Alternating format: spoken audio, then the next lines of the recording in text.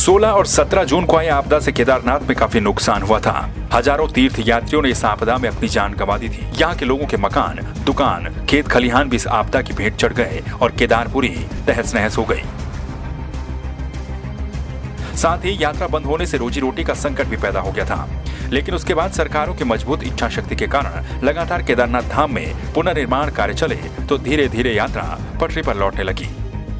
केदारनाथ तो बिल्कुल ही खत्म हो चुका था, लेकिन माननीय नरेंद्र मोदी जो हमारे देश के प्रधानमंत्री हैं, बहुत ही लोकप्रिय प्रधानमंत्री हैं, उन्होंने केदारनाथ की स्तुति दी और उन्होंने जो केदारनाथ का पुनर्निर्माण का कार्य प्रारंभ किया।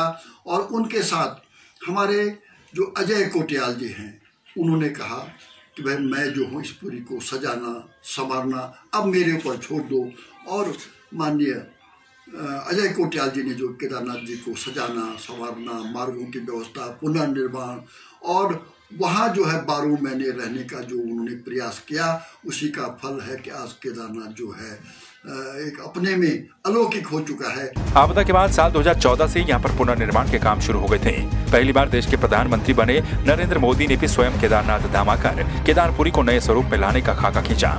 आपदा से विध्वंस हुई केदारनाथ की सुरक्षा दीवार, 2 हेलीपैडों का निर्माण, मंदाकिनी और सरस्वती नदी के किनारे सुरक्षा दीवार, आदि गुरु शंकराचार्य की समाधि और स्थानीय पत्थरों से गढ़वाली शैली में आस्था पथ का निर्माण यहाँ पर किया गया। प्रस्तावित 5 गुफाओं में से एक गुफा भी बनकर तैयार हो गई, जिसमें स्वयं प्रधानमंत्री ने एक रात निवास किया। यही कारण है कि बीते वर्ष 10 लाख से अधिक तीर्थ यात्रियों ने केदारनाथ के दर्शन किए, जो कि अपने आप में ऐतिहासिक रहा। केदारनाथ में जो 2013 में जो आपदा आई थी, उस आपदा को आज 7 साल पूरे हुए हैं। हमारे को भी केदारनाथ में 6 साढ़े 6 साल पूरे हो गए हैं। हम लोग पहले नेहरू इंस्टीट्यूट ऑफ माउंटेनियरिंग बनकर के केदारनाथ में रहे।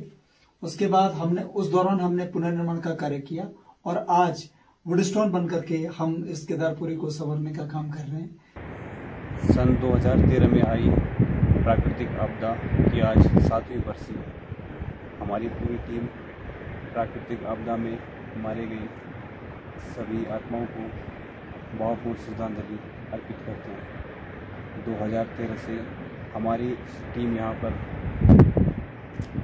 लगातार 12 महीने काम कर रही है। केंद्र और राज्य सरकारों ने केदारनाथ को जिस तरह से साल दर साल संवारा, उससे न केवल लोगों के दिलों से 2013 की भीषण आपदा का भय समाप्त हुआ, बल्कि आपदा से छिन्न भिन्न हुआ रोजगार भी पटरी पर लौट गया।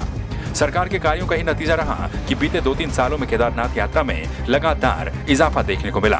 हालांकि इस वर्ष कोरोना वायरस के कारण आम श्रद्धालुओं के दर्शनार्थ ये यात्रा आरंभ नहीं हो पाई, लेकिन केदारनाथ में निर्माण कार्य आज भी जारी है। संवाद 365 के लिए रुद्रप्रयाग से कुलदीप राणा की रिपोर्ट।